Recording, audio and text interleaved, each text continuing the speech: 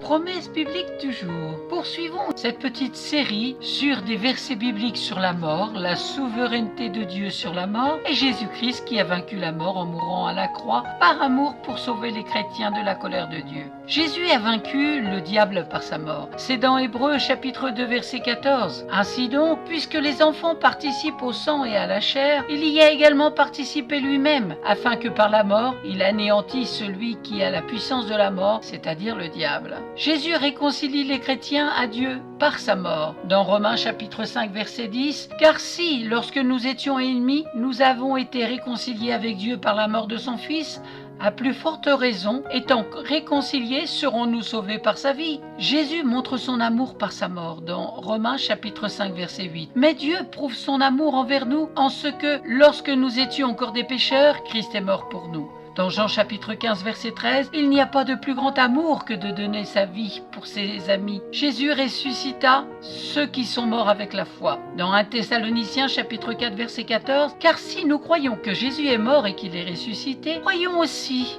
que Dieu ramènera par Jésus et avec lui ceux qui sont morts. Voici en effet ce que nous vous déclarons d'après la parole du Seigneur. Nous les vivants, restés pour l'avènement du Seigneur, nous ne devancerons pas ceux qui sont morts. Car le Seigneur lui-même a un signal donné à la voix d'un archange et au son de la trompette de Dieu, descendra du ciel et les morts en Christ ressusciteront. Premièrement, ensuite, nous les vivants qui serons restés, nous serons tous ensemble enlevés avec eux sur des nuées à la rencontre du Seigneur dans les airs et ainsi nous serons toujours avec le Seigneur. On peut échapper à la seconde mort en enfer par la foi en Jésus. Jean chapitre 11 versets 25 à 26. Jésus lui dit « Je suis la résurrection et la vie. Celui qui croit en moi vivra, quand même il serait mort, et quiconque vit et croit en moi ne mourra jamais. Crois-tu cela ?» Et dans Jean chapitre 5 versets 24 à 25, « En vérité, je vous le dis, celui qui écoute ma parole et qui croit à celui qui m'a envoyé a la vie éternelle et ne vient point en jugement, mais il est passé de la mort à la vie. En vérité,